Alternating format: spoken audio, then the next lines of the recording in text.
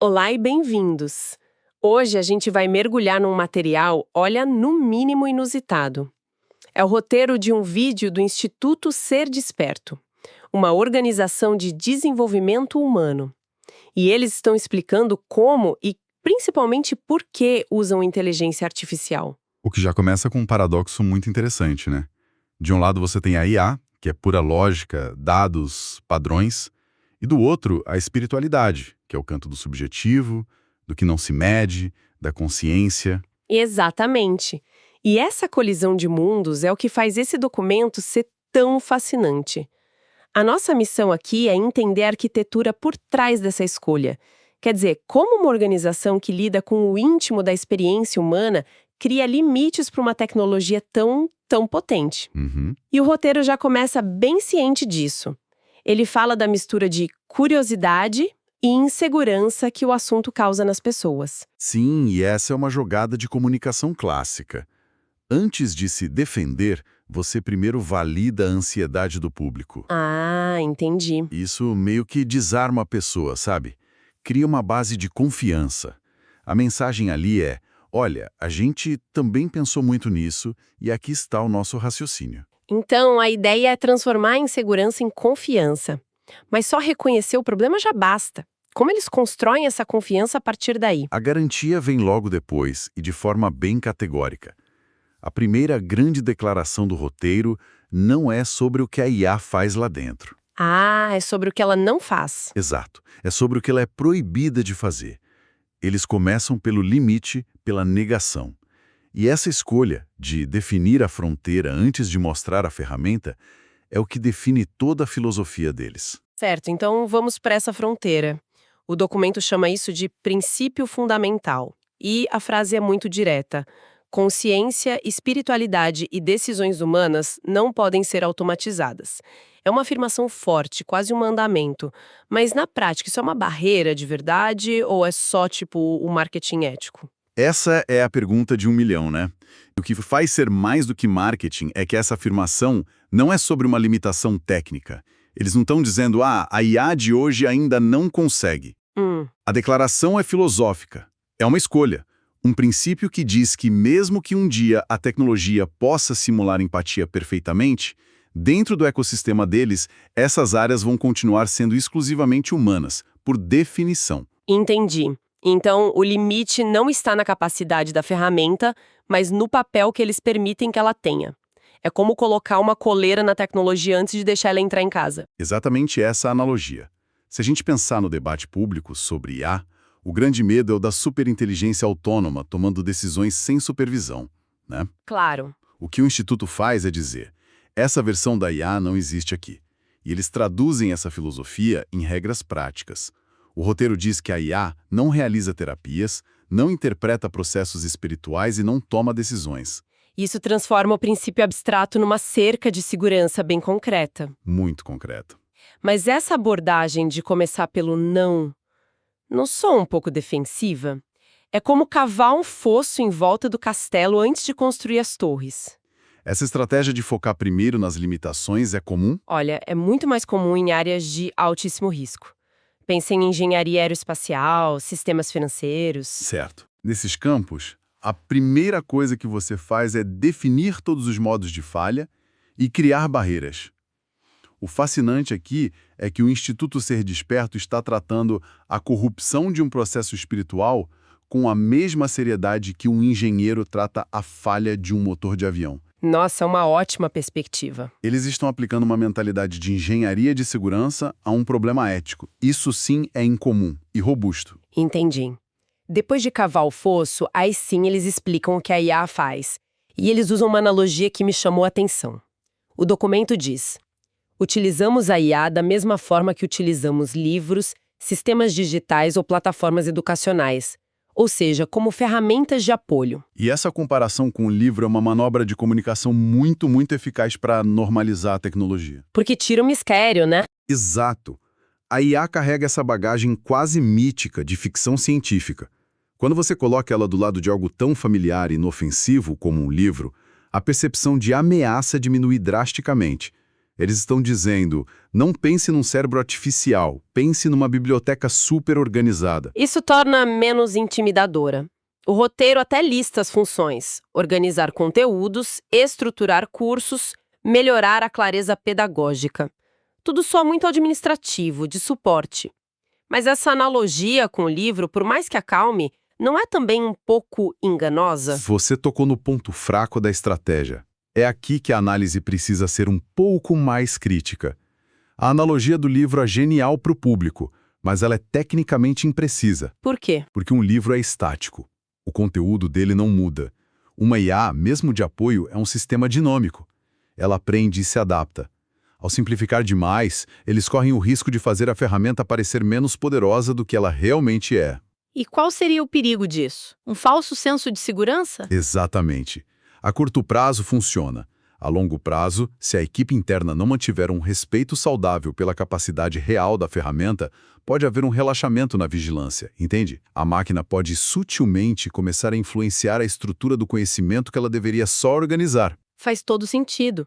É uma distinção crucial. E como eles tentam evitar esse risco na prática? O roteiro avança e descreve uma estrutura de 3 agentes de IA especializados. Sim, aqui eles voltam para aquela mentalidade de engenharia de segurança. Em vez de uma IA gigante de propósito geral, eles criam especialistas com escopos bem limitados. É uma estratégia de dividir para governar. Vamos ver cada um. O primeiro é o Agente 1, Organização do Conhecimento. A função é ajudar a organizar textos, cursos e materiais. Mas, e essa é a parte importante, o roteiro logo adiciona a limitação. Ele não cria doutrina nem substitui o professor. E aqui a gente vê um padrão que vai se repetir. Função de apoio plus limitação ética explícita. O agente 1 é um bibliotecário incansável. Ele cataloga, conecta informações. Mas não escreve o livro. Exato, ele não pode escrever o livro sagrado. A fonte da filosofia, da verdade da instituição continua sendo humana. Isso é fundamental para evitar o que se chama de deriva algorítmica, quando o sistema começa a moldar o conteúdo que deveria só organizar. O segundo é o Agente 2, Apoio Educacional e Reflexivo. Ele auxilia no estudo e na compreensão dos conteúdos. Parece um tutor particular. A limitação, porém, é bem clara. Não oferece aconselhamento espiritual ou terapêutico. Mas, na prática, onde fica essa linha? Ela não parece um pouco tênue? Essa é, sem dúvida, a fronteira mais delicada de todas. A linha entre ajudar a entender um conceito e dar um conselho baseado nesse conceito pode ser muito sutil, né? Com certeza. Um aluno pode perguntar: o texto fala sobre desapego. Como eu aplico isso na minha ansiedade no trabalho? Uma resposta útil já começa a se aproximar do aconselhamento. E aí? Como garantir que o agente não cruze essa linha? A única forma é uma combinação de design e supervisão. No design, o agente tem que ser programado para reconhecer padrões de linguagem que indicam uma busca por conselho pessoal. Nesse momento, ele se recusa e direciona para um mediador humano. E a supervisão? Auditorias constantes das interações. É preciso checar se o sistema está se comportando. A máquina pode explicar o mapa, mas na hora que a pessoa pergunta para onde eu devo ir, ela tem que ser programada para dizer: essa pergunta é para o seu guia humano. A responsabilidade não se transfere. Entendi. E por fim, o agente 3, suporte institucional e técnico. A função dele é mais administrativa, tipo apoiar a organização interna. E a limitação aqui é o grande guarda-chuva de tudo, sempre sob supervisão humana. E esse é o pilar que sustenta toda a estrutura. A menção constante à supervisão humana é o reconhecimento de que nenhum sistema automatizado é perfeito. Você pode criar as melhores cercas, mas sempre vai precisar de um guarda vigilante. É um contraste grande com a filosofia do Vale do Silício, né? O mover rápido e quebrar coisas. Totalmente.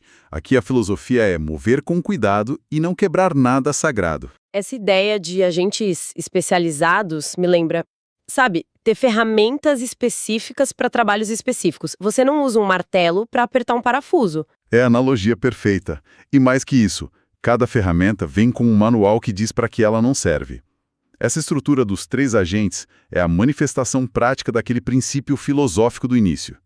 Eles não estão só declarando valores, eles estão construindo sistemas que incorporam esses valores. É governança por arquitetura. O roteiro, então, amarra tudo isso na conclusão, reforçando a mensagem principal. Nenhum desses agentes atua sozinho, nenhum decide. É uma repetição proposital, imagino. É um mantra de segurança.